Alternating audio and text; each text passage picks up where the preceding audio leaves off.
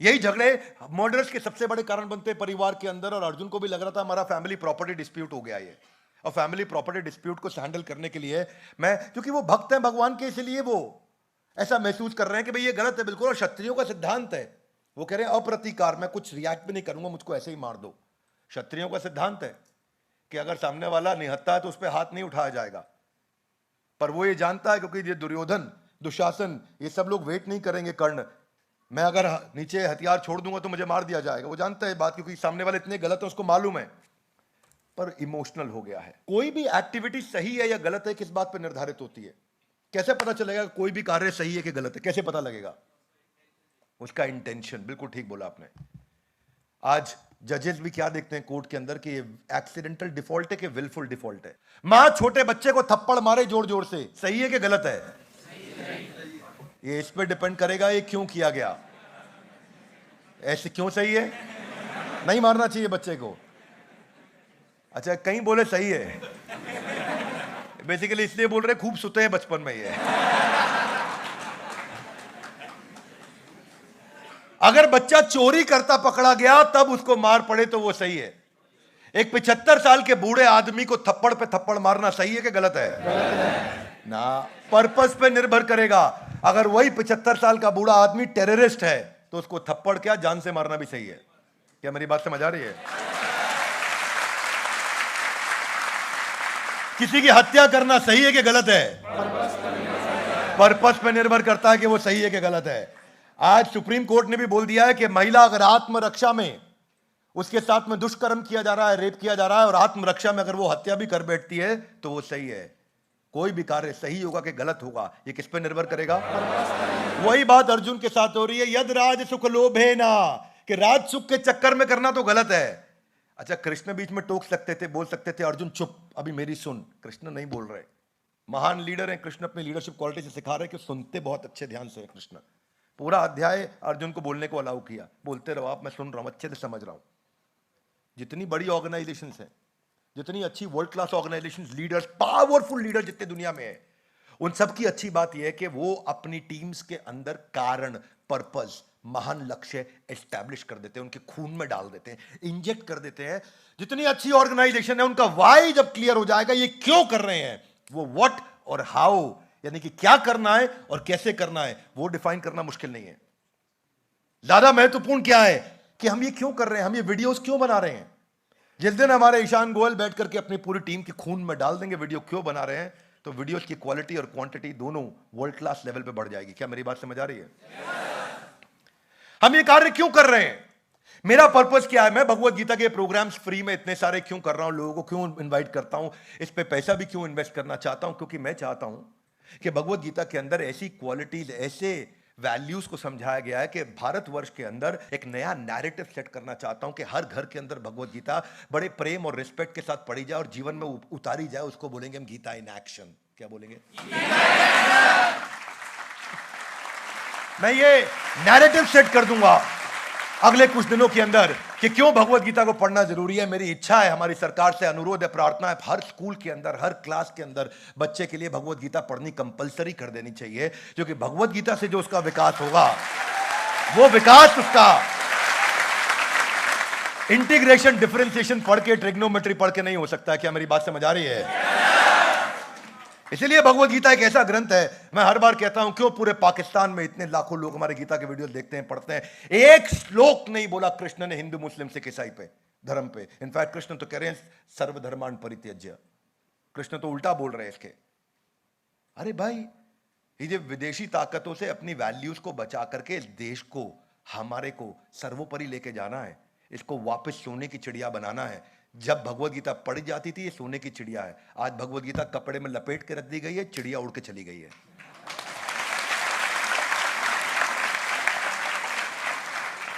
मुद्दा यह है कि आपकी ऑर्गेनाइजेशन, आपकी कम्युनिटी, जो लीडरशिप है, सब सेल्फ मोटिवेटेड हो जाते हैं। जिस समय जीवन का उद्देश्य यह होना चाहिए कि उद्देश्य से भरा जीवन होना चाहिए। यह जीवन का उद्देश्य होना चाहिए कि उद्देश्य क्या पैदा हो, कैसे पैदा हो।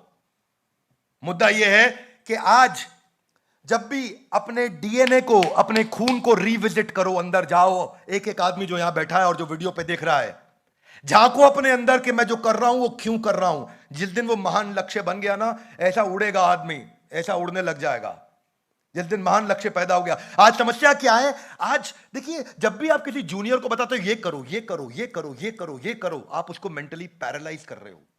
ऐसे करो वैसे करो वैसे करो वैसे करो, आप पैरालाइज कर रहे हो, क्योंकि आप उसको सोचने नहीं दे। जब उसने बताया ये करना क्यों है, हम क्या अचीव करने वाले हैं, क्यों कर रहे हैं, क्या कारण है, इसके पीछे बड़ा लक्ष्य क्या है, वो समझ आ जाए, वो अपने आप ढूंढ लेगा क्या करना है। क्या मेरी बात समझ आ रही है?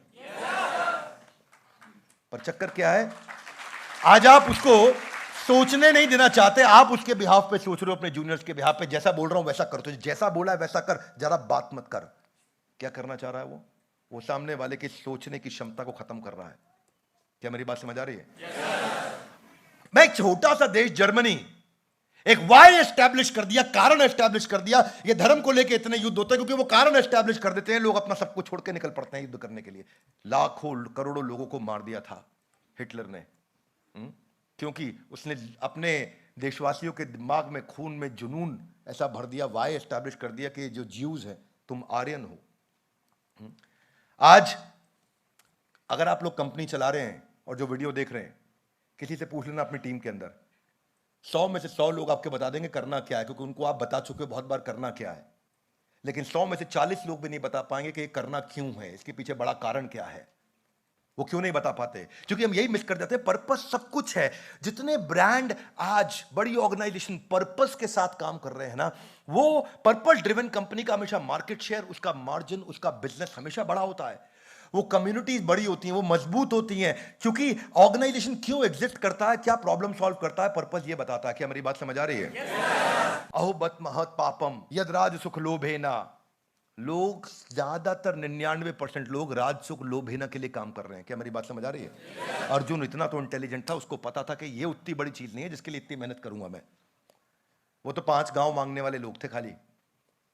उनको तो आप नेल्सन मंडेला को देखो ना भैया, नेल्सन मंडेला को 27 साल तक जेल में रखा, और क्या हाल किया उनका जेल में।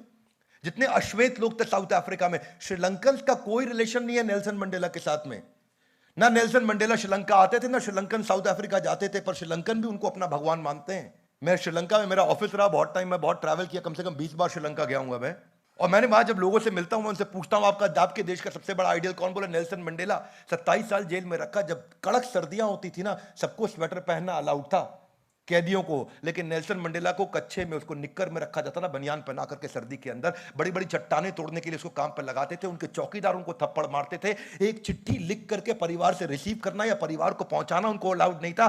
कांच के दरवाजे लगा देते थे, अगर कोई सामने मिलने आ रहा है फोन पे बात करें, ताकि उनकी सारी पुलिस उनकी हर एक बात को सुन सके। उनका वो बुरा हाल कर दिया था कि ये जेल के अंदर बैठ के अपने मूवमेंट को ड्राइव ना करे। 27 साल के बाद जब मंडेला बाहर निकले ना, इतना महान लक्ष्य था उनका, सबसे शक्तिशाली अश्वेत राष्ट्रपति बने, वो पहले साउथ अफ्रीका के।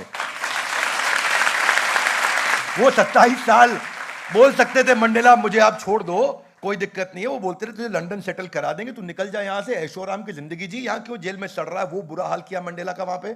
मंडेला की अपनी मां का देहांत हो गया, उनके अपने बेटे का देहांत हो गया। उनकी चिता जलाने के लिए, या क्रिमेशन जो उनके धर्म में जिस तरीके से होता है, उसे करने के लिए अलाउ नहीं किया गया मंडेला को। पर वो जो महान लक्ष्य है, वो जो पर्पस है, वो खून खौलाता है आपका, वो तैयार करता है। प्रश्न पूछ रहा हूं एक एक आदमी से, एक एक औरत जो यहां बैठे हैं, सभी देवियों से मेरा प्रश्न यहां पे यही है कि आपका महान लक्ष्य एस्टैब्लिश हुआ कि नहीं हुआ। अर्जुन जो थोड़ी देर पहले इसी भगवत गीता में क्या बोल रहे थे, धार्तराष्ट्रस्य दुर्बुद्धिर, कि धृतराष्ट्र के दुर्बुद्धि बच्चे कौन है, दिखाओ मुझे। सेनयोर उभयोर मध्य, मेरे रथ को सेना के बीच में ले जाओ, देखता हूं कौन है, सबको निपटाऊंगा आज। वही अर्जुन इन जब रिश्तेदारों को सामने देखा, अहो बत महत पापम, कह रहे तो महान पाप हो जाएगा मुझसे। राजसुख, वो अपने पर्पस को रिविजिट किया तो उनको लगा यार मैं राजसुख के लिए कर, गलत है। यही सारा मुद्दा है। मंडेला के पास महान लक्ष्य था, आम आदमी के पास महान लक्ष्य नहीं है। उसको राजसुख लोभेना चाहिए, उसको आज फरारी चाहिए, उसको गाड़ी चाहिए, उसको पैसा चाहिए, बंगला चाहिए, उसको सेल्फी खिंचाना है, उसको फिल्टर लगाने इंस्टाग्राम पे, उसका उतना ही लक्ष्य है। और तो और लक्ष्य इतने गिर गए हैं कि मेरे को टिकटॉकर बनना अचीवमेंट हो गया है देश में हमारे। ये जितने अच्छे बड़े ब्रांड हैं, रिट्ज कार्ल्टन एक ऐसा होटल है 5 स्टार, जहां पे उन्होंने पर्पस दिमाग में डाल दिया, कस्टमर सेटिस्फैक्शन के लिए तुम्हें कुछ भी करना पड़े, नियम तोड़ना पड़े, तोड़ दो। दुनिया की सबसे बड़ी होटल की पावरफुल चेन है रिट्ज कार्ल्टन। और रिट्ज कार्ल्टन में क्या हुआ, मैं आपको एक कहानी बताता हूं। एक भाई यूएस के रिट्ज कार्ल्टन से निकले, और वहां से निकलने के बाद वो भाई अपने फ्लाइट पकड़ के अपने घर जा रहे थे, कनेक्टिंग फ्लाइट, और जब अपने घर पहुंचे, घर उनका लॉक था, चाबी से दरवाजा खोलना था, दरवाजा खोला उन्होंने, खोलते वक्त बाहर देखा थैला लटका हुआ रिच कार्ल्टन का, चेकआउट करके अपने घर आए थे, थैला लटका रिच कार्ल्टन का, थैला खोला उन्होंने, देखा अंदर चिट्ठी थी, तो वो कस्टमर चिट्ठी पढ़ने लगा, चिट्ठी में लिखा है कि मिस्टर डेविड, आप अपना चार्जर होटल में भूल गए थे, इससे पहले कि आप घर पहुंचते, दरवाजा खोलते और आपके मोबाइल की बैटरी जो ड्रेन हो चुकी है उसके लिए आप चार्जर ढूंढते और परेशान होते, हम चाहते थे कि आपका चार्जर आपके पहुंचने से पहले पहुंच जाए। तो उन्होंने हजारों रुपया खर्च किया कि वो चार्जर उस आदमी के जो फ्लाइट से अपने घर पहुंचा उससे पहले वहां जाकर के पहुंच जाए, चार्जर वहां पहुंचाने के लिए इतना पैसा खर्च किया। ये पर्पस एस्टैब्लिश किया कि एम्प्लॉयज को टॉप मैनेजमेंट से जाकर के परमिशन लेने की जरूरत नहीं है, कस्टमर के लिए कुछ भी कर दो। इसीलिए रिच कार्ल्टन आज दुनिया की सबसे पावरफुल होटल चेन्स में से एक है। आप अपनी टीम के अंदर क्या डाल रहे हो, ब्लड स्ट्रीम के अंदर क्या समझा रहे हो उन्हें, वो बड़ा बड़ा इंपॉर्टेंट है। नहीं तो क्या महत पापम तो होएगा ही। जब राज सुख लोभ, जब पैसे के लिए आदमी काम करना शुरू करता है, कई लोग बोलते हैं डॉक्टर बिंद्रा आप बिजनेस सिखा रहे हैं, बिजनेस सिखा, याद रखना बिजनेस के लिए values are far more important than the valuables. मूल्य, वो मूल्य जो आप दूसरों से लेने वाले हो, संस्कार वाले मूल्य, उन मूल्यों से ज्यादा इंपॉर्टेंट है। जिस दिन वैल्यूज रहेंगे ना, वैल्यूएबल जिंदगी भर इतना आएंगे कोई रोकेगा नहीं। आज भी रतन टाटा को हर आदमी प्रणाम करके, झुक करके ही उनसे बात करता है। कोई पॉलिटिशियन, कोई प्रधानमंत्री उनसे बात करते वक्त अगर ना झुकाओ, ये संभव नहीं है। जो इस प्रकार का रिस्पेक्ट उन्होंने, ट्रस्ट उन्होंने अर्न किया है, क्योंकि ऑर्गेनाइजेशंस के पर्पस बहुत हाई रहे हैं। क्या मेरी बात समझ आ रही है?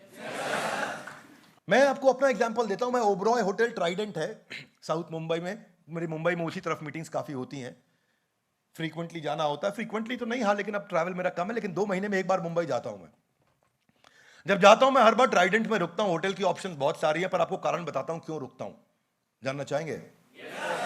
ट्राइडेंट जब मैं जाता हूं, एक दफा क्या हुआ मेरे साथ में, बाहर थोड़ा भोजन कम लेता हूं मैं, और थोड़ा पेट भी उस दिन खराब था, तो सुबह ब्रेकफास्ट में मैंने 2 केले और 1 कटोरी दही, जो पैक्ड वाली दही आती है, उसको मैंने होटल से उठाया और मैं अपना निकल पड़ा। 2 केला लिया, दही लिया और निकल पड़ा। थोड़ा पेट के लिए उस समय परिस्थिति के लिए अच्छा था। अगले दिन जब मैंने चेकआउट किया, हमारे ऑफिस में एक राजेश है जो हमारा ट्रैवल का सारा काम देखता है, जब मैं चेकआउट किया तो मैं देखा उन्होंने मेरे को वहां रोक लिया, बोला कि सर आपके रूम में रूम का पेमेंट हो गया, लेकिन ये विदाउट ब्रेकफास्ट था, आपने ब्रेकफास्ट लिया है। मैंने उनसे कहा कि मैं आपको दिखा देता हूं, मेरे मोबाइल में है, ये तो विद ब्रेकफास्ट है मेरा। तो बोले अच्छा सर 1 मिनट रुकिए। तो रिसेप्शनिस्ट वो जो था बंदा, जेंटलमैन जो था, वो वहां पे, वो अंदर चला गया, पीछे ही उसका कमरा था, अंदर गया और 30 सेकंड में वापस आ गया। 25 ही सेकंड में आ गया होगा, 30 भी नहीं लगा हुआ। आता ही बोला सॉरी सर, आपका ब्रेकफास्ट इंक्लूडेड था, तो हमने गलत बिल बना दिया। उसने बिल सेटल कर दिया, मेरे से ब्रेकफास्ट का चार्ज नहीं किया और मैं अपना निकल गया, चेकआउट हो चुका था।